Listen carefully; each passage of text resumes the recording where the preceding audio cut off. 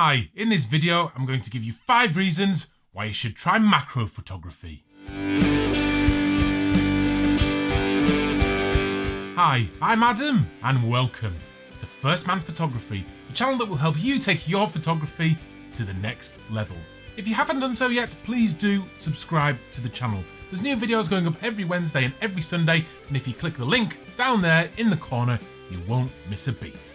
Okay, let's get into this. So macro photography is a very, very popular area of photography. And if you've never tried it before, let me give you 5 reasons why you should give it a go. Number 1 is you will discover a whole new world. Macro photography lets us discover a new miniature world with virtually endless possibilities. Broadly speaking, macro is about photographing small things close in and then blowing them up larger than life. The number of subjects that you have is virtually endless, but things like flowers and bugs prove very, very popular. And as many of you know, I also love my water drop photography. Small things such as water drops often get taken for granted or go unnoticed in real life, but when we use macro, we can freeze that moment in time and start to really appreciate the beauty and create some amazing images. When you start doing macro photography, a whole new creative world opens up to you and you'll start to notice things that are interesting and can create good images that were under your nose the whole time. Number 2 is it's cheap. Macro photography has never been more accessible and there is gear to suit all budgets. So a camera like this basic DSLR with a kit lens is more than appropriate to start shooting macro photography. It's the same for compact cameras. Just look for the little flower icon on your mode dial and turn it to that and you'll be able to start shooting macro. It may not be official macro, but you can still get in and focus in pretty close to start creating some great images. Additionally, you can also buy very cheap items like this macro reverse ring. That lets you put any normal lens on back to front, and that lets you get in much closer for that true one-to-one macro shot. We also have these extender rings which will attach to your camera, and then you can put any normal lens on the front and it puts a bit of space between the lens and your sensor on your camera, which lets you focus in much closer. They work well with prime lenses like a cheap 50mm lens that you might have lying around, and these on their own are very, very cheap. I would recommend getting the one with metal contacts so you can control aperture and things like that, but even so, they are still quite cheap to buy. The next step would be to buy a true one-to-one macro lens. There are quite a few available, but you can get some really reasonably priced ones. The Canon 100mm, for example, is about £250 to buy in the UK, and with that you can capture some very, very nice images. You can also step it up to the L version. I've reviewed this lens before, which is the one I use, and that is a truly magnificent lens. I've also created a video before about shooting macro photography on a budget, and it explains some of these type of things in a little more detail, so I'll put a link up there for you to check that out. Number 3 is you will start to develop your studio skills. A lot of macro photography takes place in the studio, and it's not really any different to any other kind of photography, with some of the things that are important. Things like composition, lighting, color, tone.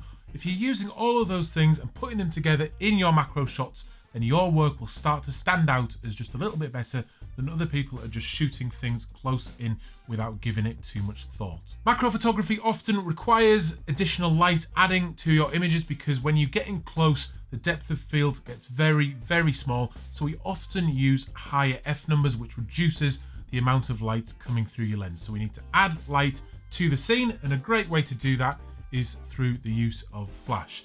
These two here can be picked up very cheaply. I got these for about £10 on eBay, so it's definitely not going to break the bank. And if you can get your lighting off the top of the camera to the sides, things like that, with the use of these wireless triggers, then your images are going to become even better. We can then start thinking about diffusing the light to bring that nice soft light from these flash guns onto your subject, and your images will really, really start to progress. Because you're doing things on such a small scale, it will allow you to practice your studio skills with backgrounds, lighting, diffusion of light, all the sort of things that happen in a normal studio on a smaller scale, so it becomes much more accessible. If you then move into doing more studio work in bigger studios, all the principles are exactly the same and they just scale up to that bigger studio and for things like portraits and things like that. Because you have total control over your environment in which you're shooting, you can also use it to practice perfecting your exposure. And you can also start to shoot in manual mode, which will benefit your photography across the board. And also you can also, if you wanted to take it to the next level, invest in some items like these barn doors here and this honeycomb and things like that, which let you really control the light, the direction of the light, and the amount of light that is hitting your subject. Number 4 is the weather. If you have been watching my channel for a little while now, you may have seen some of my landscape photography vlogs where I've been caught out on a number of occasions by the great British weather. The rain is lashing through now. So I'm gonna have to show a little bit of dedication today. The beauty of macro photography is a lot of it can be done inside, so you don't have to go out and brave the wind and the rain. Thing is though, this is just what it's like in the winter. Sometimes you win, sometimes you lose. You can't always guarantee good weather. On those occasions, what I find, and I've said it before, is I will stay indoors and do some macro photography. If you are feeling the call of the great outdoors though, then macro is still a perfect thing to do. All year round, you've got things to shoot, like snowflakes in the winter to flowers and bugs in the summer. Number 5 is it can lead you into doing food and product photography. The skills you learn while doing macro photography can act as an absolute gateway to other areas of photography, especially if you just zoom out a little bit from where you've been in the macro. The skills you learn around composition and lighting, like softening lighting, things like that, will directly apply to food and product photography.